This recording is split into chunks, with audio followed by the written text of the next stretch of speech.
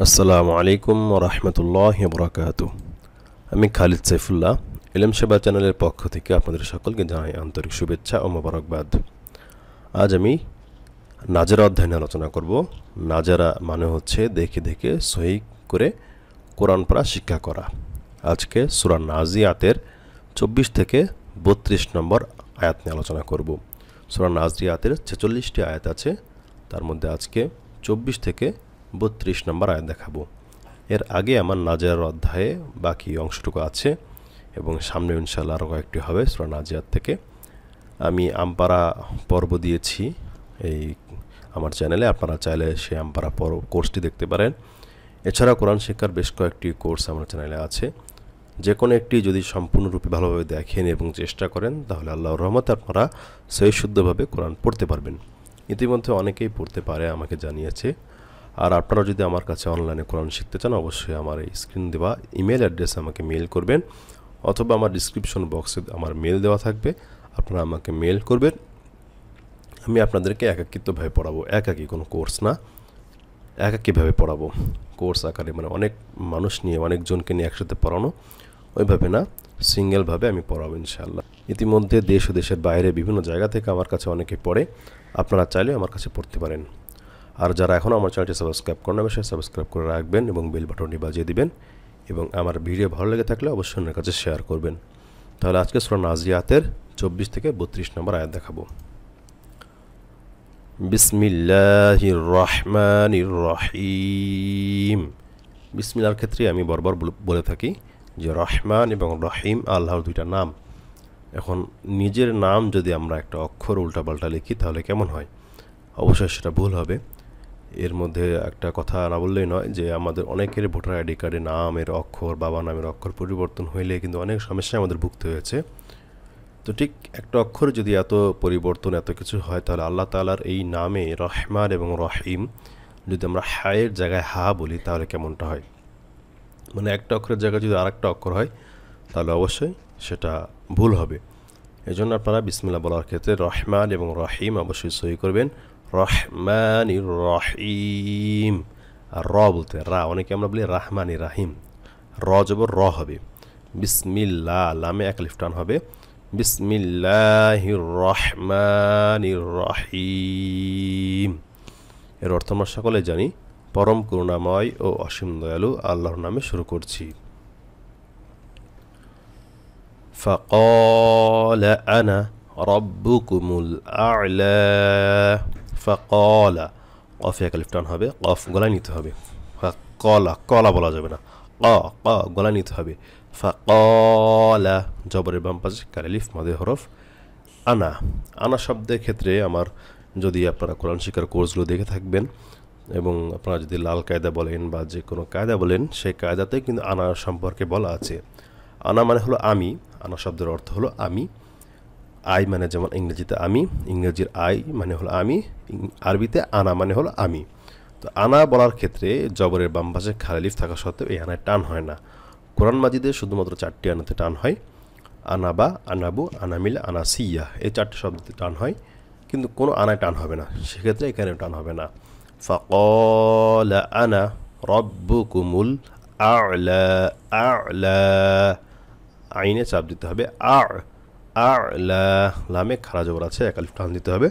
যেহেতু খারা জবরের পরে ইয়া আছে, একটা মদের হরফ আছে, সেহেতু এখানে এক আলিফ টান দিয়ে ওয়াকফ করতে হবে।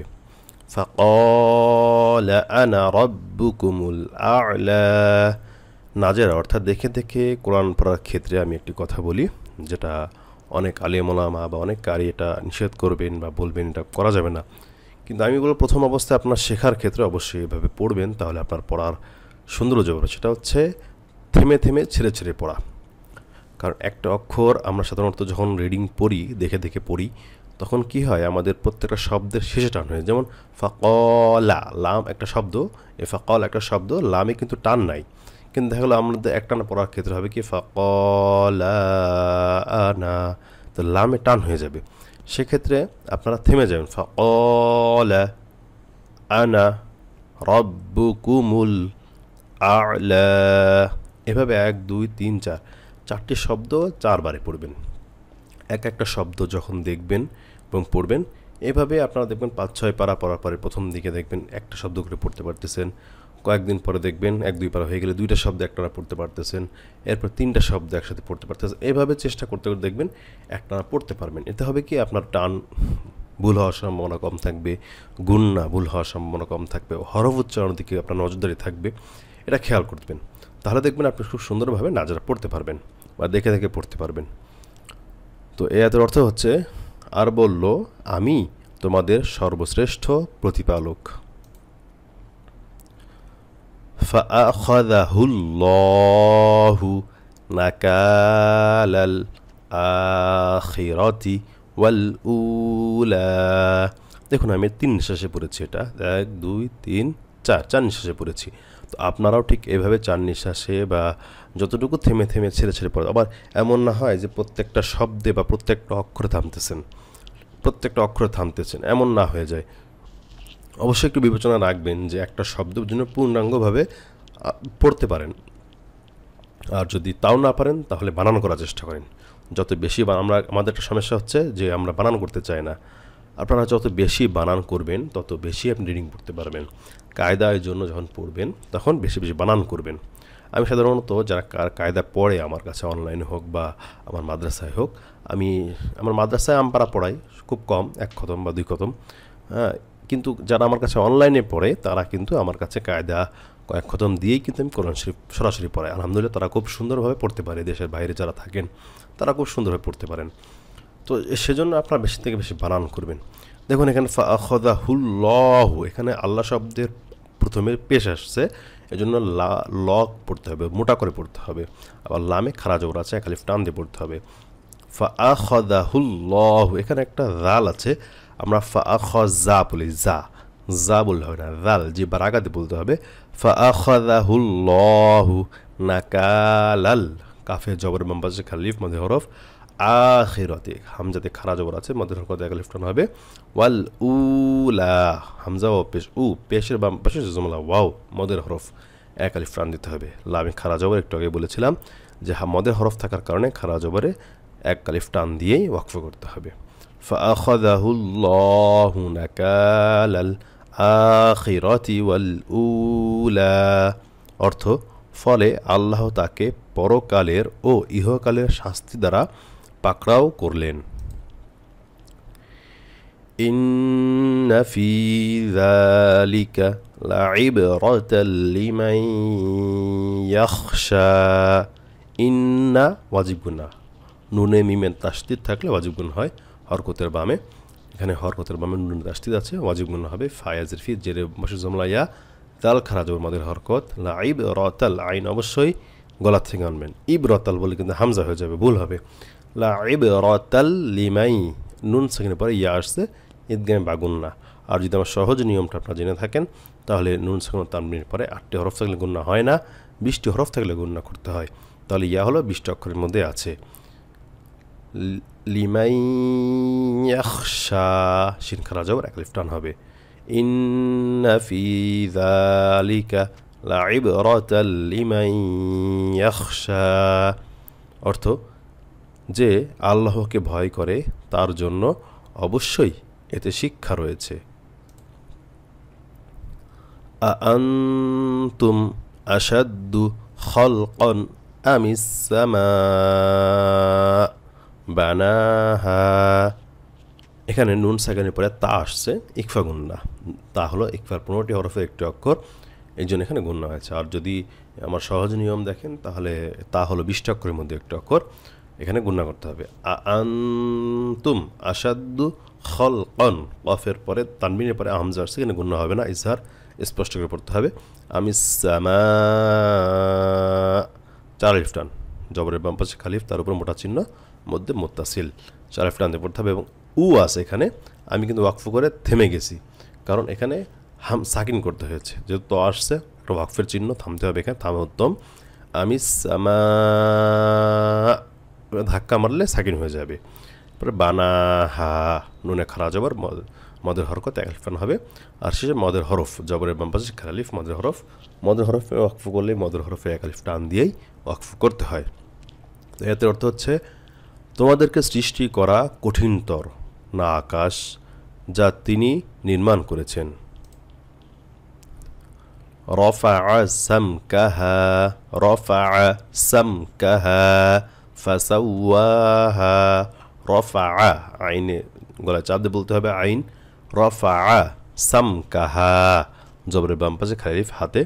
ফাসাওয়া, ওয়াবে খারা জবর মধ্যে হরকত এক আলিফ টান হবে। হাতেও জবরের বাম পাশে খালি আলিফ মধ্যে হরফ এক আলিফ টান হবে। রফাআ সামকাহা ফাসাওয়াহা, অর্থ তিনি তার ছাদকে সুউচ্চ ও সুবিন্যস্ত করেছেন।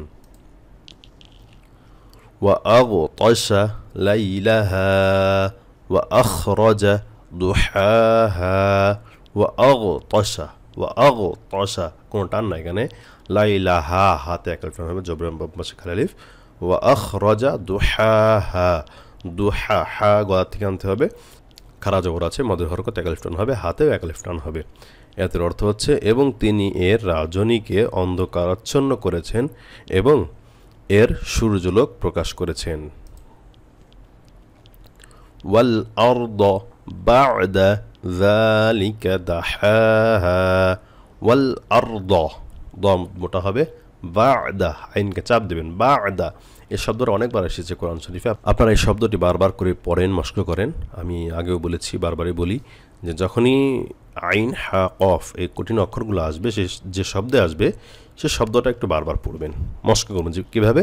বা'দা, বা'দা, বা'দা, বা'দা, বা'দা, এভাবে পড়তে থাকেন। একটা শব্দই 20 বার, 30 বার, 50 বার, 100 বার পড়েন, পড়তে থাকেন। পড়তে পড়তেই সই হয়ে যাবে। যালিকা, জাল পাতলা জিব্বার আগা দিয়ে, যালিকা দাহাহা। এই যে পরপর দুইটা হা আসছে, একটা গলার থেকে একটা গলায় ছাড়া, দুইটাতে এক আলিফ টান হবে, একটা খালা যাবে, একটা মদের হরফ।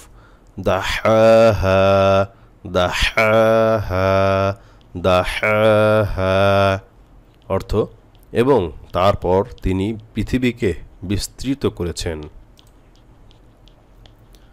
আখরাজা মিনহা মাআহা ওয়া মারআহা।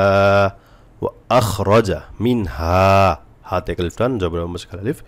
মিমে জবরের পরে খালি আলিফ, মদে হরফ, তার উপরে লম্বা মোটা চিহ্ন, 4 আলিফের চিহ্ন। এটা এখানে 4 আলিফ টান দিতে হবে। এই হাতে এক আলিফ টান হবে। হার উপরে যদি এরকম একটা চিহ্ন থাকে তাহলে কিন্তু এখানেও 4 আলিফ টান দিতে হবে। আবার এটা একটা নিয়ম আছে যে একই শব্দে মদের হরফের পরে ছোট হামজা আসলেই এটার মধ্যে মুত্তাসিল, সেক্ষেত্রে টান না থাকলে সেটা মধ্যে মুত্তাসিল।